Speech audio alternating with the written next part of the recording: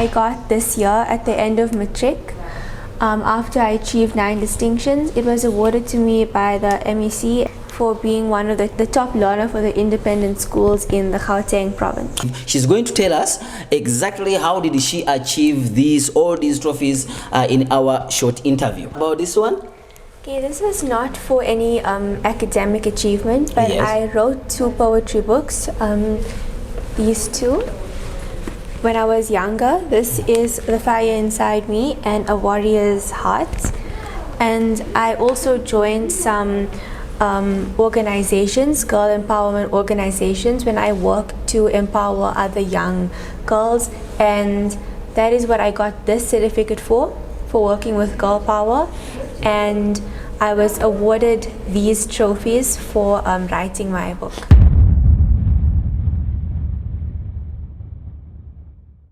Today we are with one of students who made it with the 9 distinctions.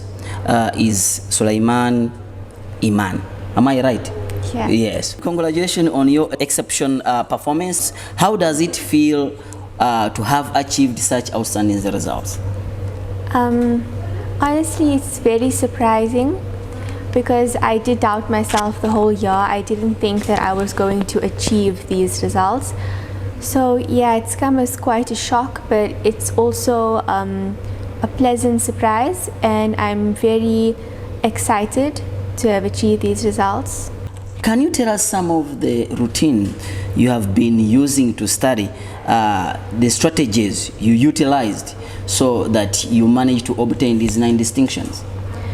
I feel like the most important part of finding a study method is making sure that it's something you enjoy and something that works for you individually. So what I would do is I would study on a whiteboard. So I bought like one of those big whiteboards, and that's where I would write down, like I would make notes, or I would work out maths problems, physics problems on my whiteboard. That was my favorite study method, and I found it to be the most effective because I enjoyed it much more as compared to writing on paper. And that motivated me and made me want to study more because I enjoyed writing on a whiteboard. And I also would suggest using past papers. So I had used past papers from as far back as 2014, 2013. The prelims, the finals, as well as the June exams and the supplementary papers, and I would work out all of those papers before I wrote my own exam, because I feel that's what prepares you the most for the exam, because the papers are usually set on the same level. So that was, I'd say, the most effective study method.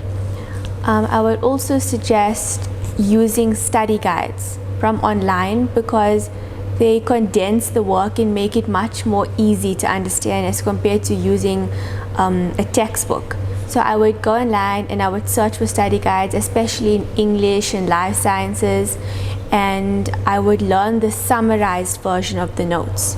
It's also very important to use the ones that are put together by the DBE because they give you the notes exactly as how they expect you to answer it in the exams. And the last study method I would say is planning yourself and studying in advance. So I would never cram the day before an exam. I would usually start studying from around the 2nd to 3rd day of a term, and I would revise the work that we had done in class that specific day, and I would already start to attempt past paper questions early on in the term. And by the time I got to a week or so before my exam, I would revise what I had already learned in the term and then just do a few more practice questions. I've heard you saying that you started practicing questions from 2014, 2013. So it means that every day you couldn't sleep enough, you were busy with the books. Yeah. What motivated you or inspired you to constantly working hard for all these hours? I think it's what mostly motivated me was that I had a goal, something that I wanted to achieve, and that was I've always dreamt of studying medicine because I really want to be a doctor. That's been my dream ever since I was like 7 or 8 years old, and I know that it is very difficult to get accepted for medicine because you need to have a really high average, you need to have a lot of distinctions, especially I've noticed in the University of Pretoria, which is where I've wanted to study. So I needed to work extremely hard to be able to achieve that average and those A's if I wanted to be accepted. So because medicine and biology was something I've always been passionate about, it motivated me to work hard. You worked hard because you had a goal to achieve. So if someone has a goal and is working upon the goal, will forget about any problems he's gonna encounter, and then he'll be focusing on the goal. All right. What are some of the challenges or obstacles you found during this period of Matric? Matric is a very challenging year, probably the most challenging one I've ever experienced. So I'd say one of the most difficult things was when you study really hard and you still don't achieve the marks that you thought you were going to achieve. I experienced that in June as well as in trials when I put so much effort into a specific exam and I did not get the mark that I wanted. So that was very demotivating and discouraging, but I think it's very important to not give up. So even though you didn't achieve what you wanted to, it doesn't mean that's the end of the road. You should learn from your mistakes and just work a bit smarter, focusing on whatever it was that you got wrong previously. And another challenge was that I procrastinate a lot. So I would find it very difficult to just get up and go fetch my books and sit down. Like it would take me an hour, 2 hours in the morning before I actually had the energy to go and study. I would procrastinate a lot. But what helped me to combat procrastination was, like I said, finding a study method that I enjoyed, which for me was using a whiteboard. So does that procrastination had any effect with your results? I don't think it impacted my results because it was not severe to a point where I wouldn't study. It just took me a bit longer to actually start studying, like in the day. Don't you think that if you had not procrastinated that, you would have got much more? Maybe a little bit. A little bit. Okay, what are some of advice you could give to students who are currently in Matric this year? I think the most important thing is not to give up and not to lose sight of your dreams. So I know it can be very demotivating when you see that you're not performing how you want to perform, or you can feel discouraged, or you feel like as if you are not good enough, or that you have a low self-confidence. But it's very important to continuously encourage yourself and believe that you are able to achieve something or achieve the goal that you have been working towards your entire life. That would be my most important advice. I would also say that it's very important to pray, because no matter how much you study, if you don't pray, you might not achieve what you've been wanting to achieve. So I prayed throughout my entire Matric year, and constantly remembering God and asking Him for what you want is very important, and that's some of the best advice that I can give you. And also to remain humble, to never be arrogant, and to always ask for help when you need it. So whether it's to your teachers, to your tutors, or if it is to a friend, if you are struggling with something, don't be afraid to ask for help, and don't sit on your own and try and figure it out, because you probably aren't going to figure it out if you are struggling. And lastly, I'd say you have to have discipline. So it's very easy to get carried away and you want to go out with your friends, or you want to watch TV, you don't want to study. But you have to know that Matric year is your final year of school, and it's kind of determines your whole life in a sense, like whether or not you're going to get accepted into university. If that's what you want to do, then it's like your last chance. So it's very important to be disciplined and to have your priorities in order, and to know before anything else you have to study, and you have to make sure that you prioritize school above anything else during your Matric year. Okay. Are there any family members or teachers or mentors who helped you to achieve this? And if they're there, how did they help you in this regard?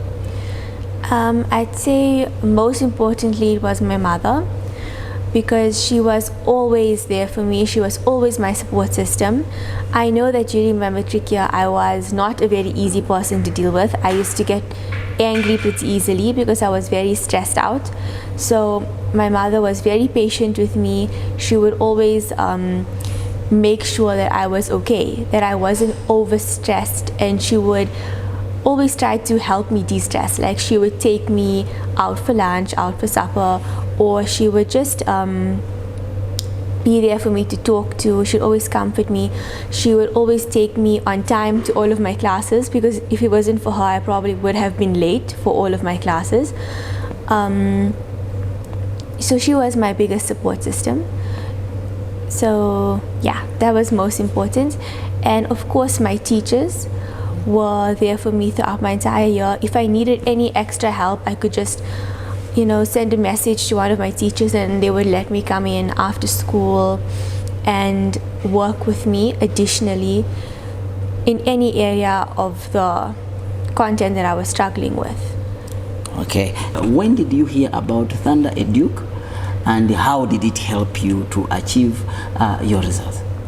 I heard about it around September, and I would use it specifically for revision before I wrote my exams, because there are a lot of helpful videos, especially those prediction exams.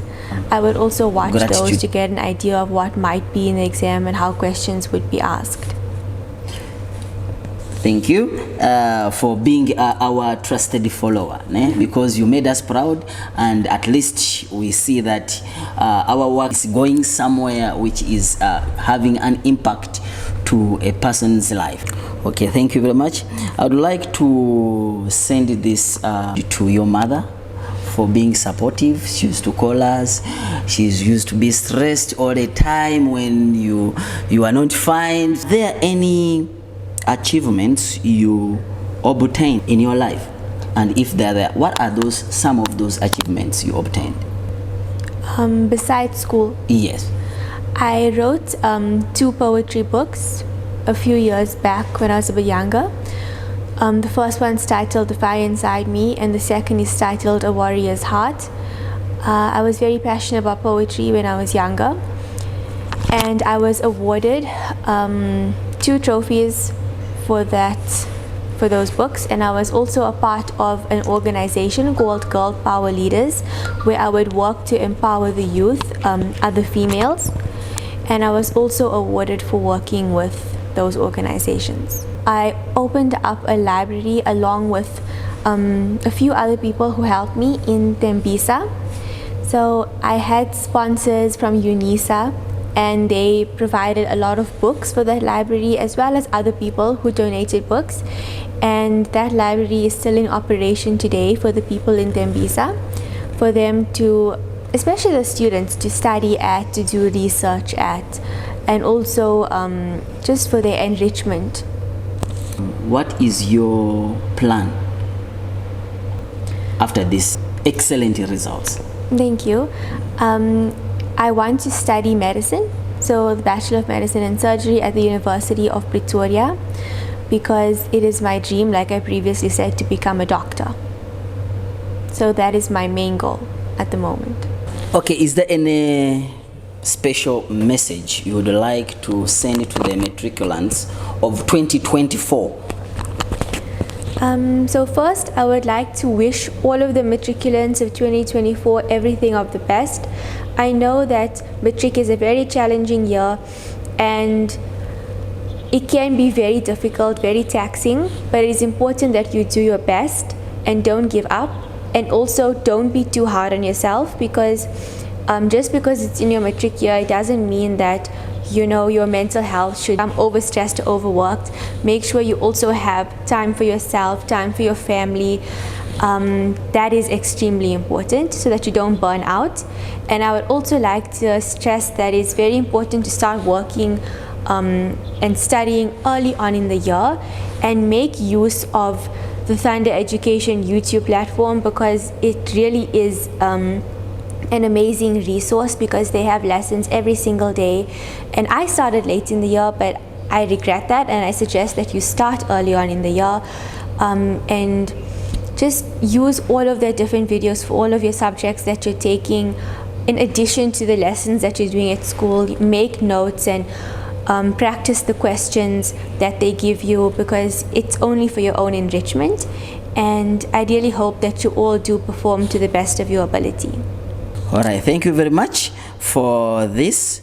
As I conclude, I wanted to send this gratitude to your mother for being there for you, and please never give up with her. Thundereduc has also, thank you very much, Iman. It has been a wonderful day, and we encourage everyone who is watching this that be like her. Be like her. Everything is possible. If you put in, if you start early, you achieve as the same way she achieved the 9 distinction. Thank you very much.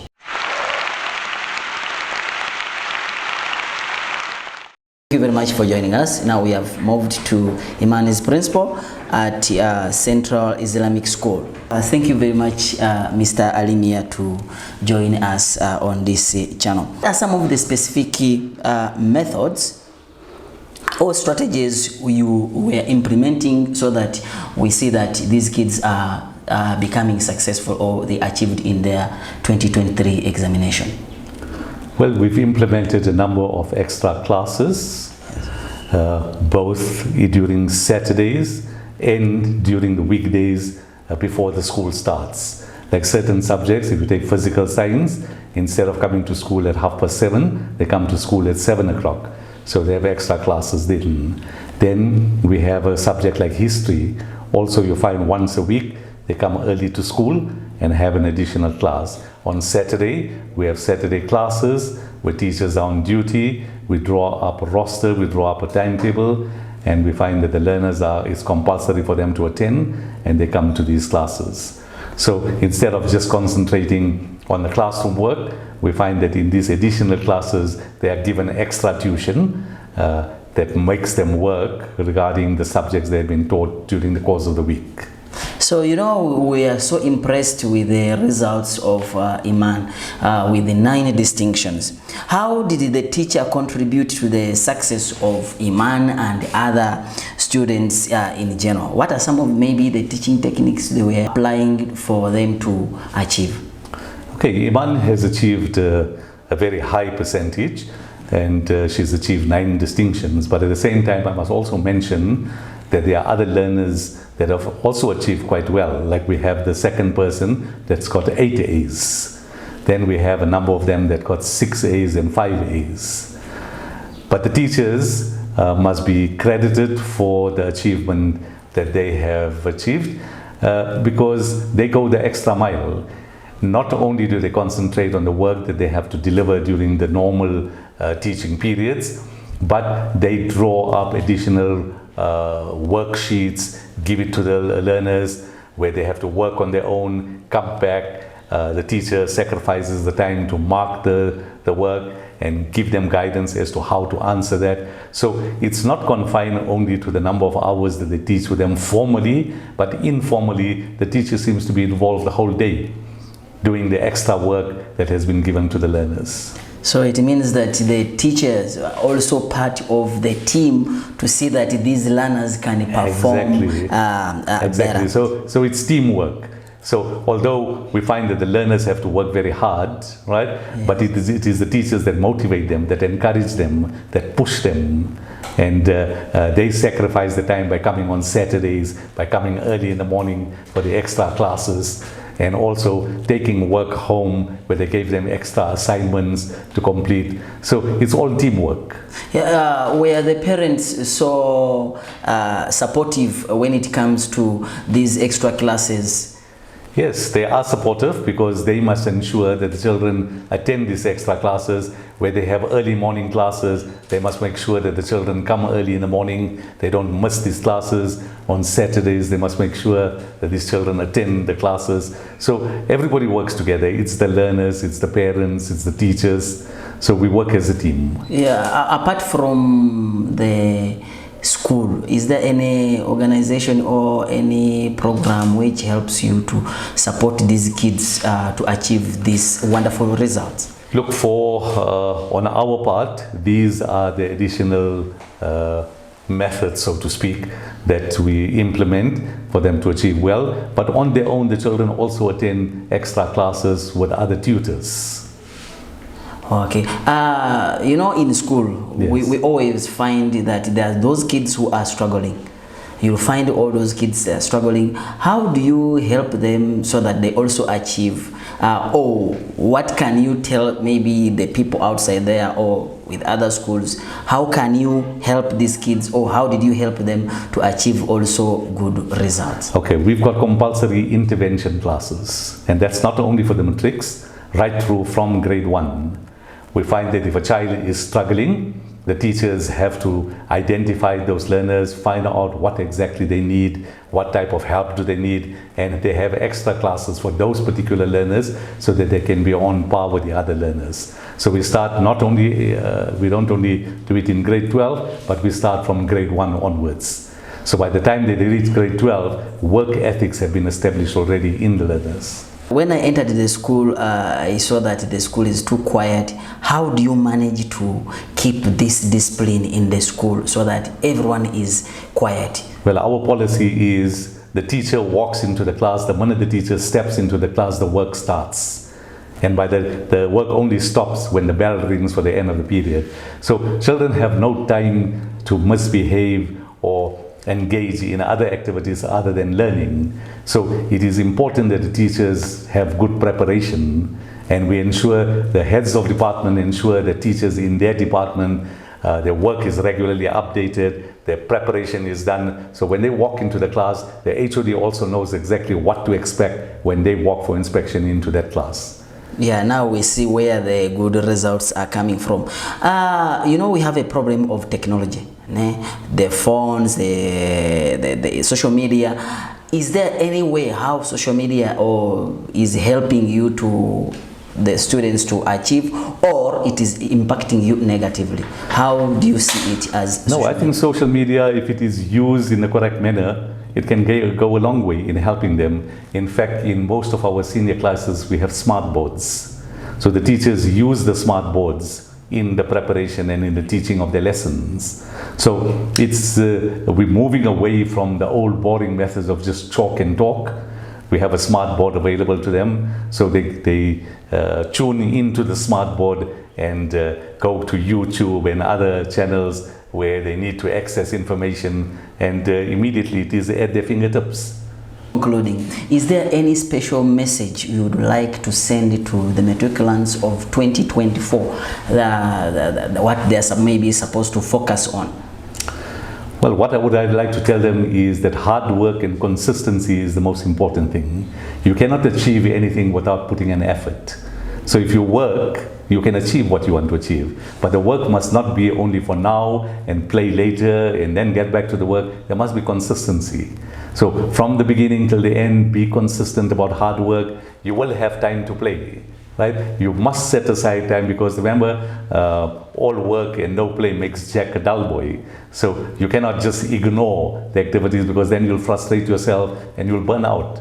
Make time for sport, make time for prayer, make time for other things. But as far as work is concerned, be consistent with the work that you are doing.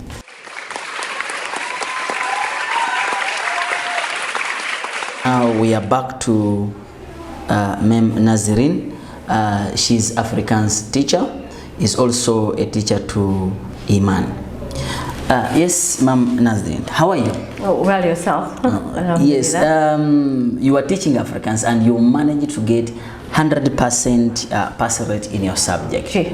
How did you manage to get this 100% pass rate? Well, it was a lot of hard work, dedication on the students' part as well.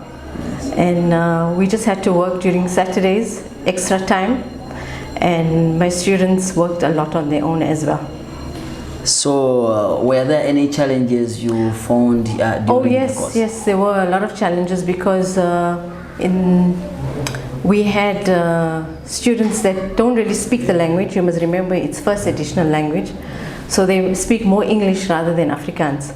So it was a lot of hard work on their side, where they had to do extra pass papers and go through the novel, read it at least more than once. And this is how we got our results. So it was both dedication on the teacher's part as well as the student. Oh, I see now. It's not only the teacher.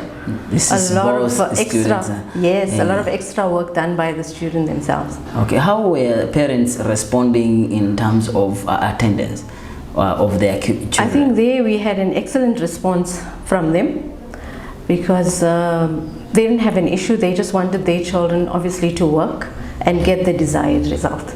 Which special message can you send to them? I would like to tell them that you need to work, or you need to be dedicated from the beginning. Don't slack, put in the extra hours of work, and whatever you need, the teacher's always there to help you with anything that you need. Just get enough sleep, a good diet, and the rest we will do with you as well. And we are there to help, so make use of us. Okay, thank you very much. I'm also coming to teach me Afrikaans so that I can speak. Inshallah. Inshallah. The one of Imani's teacher is a physical science teacher, Mr. Chamboko. He managed to get 100% pass rate in physical science. Don't forget that the school also got 100% pass rate. Yes, Mr. Chamboko, welcome to Thundereduc. Thank you, sir. How did you manage to get this 100% pass rate? Okay, with physical science, what I can say first, it's a subject where kids think it's not manageable. It's a difficult subject. It's a subject where there is need for discipline, commitment, working hard. And specifically with Iman, I taught Iman since grade 9. And if I'm to look at her work since grade 9, she's a student who has been showing a lot of commitment to her work, dedication, discipline, and yes. Are there some students who used to disturb you, maybe to drag you back? And if they were there, how did you deal with them? Like I said, you always find students who here and there. But luckily with our school, we put so much emphasis on discipline and hard work. What are some of the strategies you used to achieve this 100%? Okay. The physical science syllabus, it's quite a long syllabus. So what we do from the word go from January, we do extra classes where our kids who are doing science, they attend in the morning. We start at 7. Our normal school starts at 20 to 8. So from 7 o'clock to around 6:30, we are having extra classes. So we do this from Monday, Tuesday, Wednesday. That allows us to create some extra time. And that allows us also to complete our syllabus on time. And we are also thorough with the syllabus completion. So advice can you give to students who are in Matric this year regarding to physical science? Like I said at the beginning, it's a subject that requires commitment and a lot of hard work. So it's a subject that also has a lot of content in it. So it's very important to cover your content. You are thorough, look at your examination guidelines, make sure that you cover your content early. And once you've covered all your content early, you then focus a lot on your revision, doing past papers over and over, repetition, because there's a lot of repetition in the questions also. Okay, thank you very much, Mr. Shamboko. He has been Mr. Shamboko at CIS, Central Islamic School, ne? Yes, Central Islamic School. Yes, Central Islamic School in Lodia.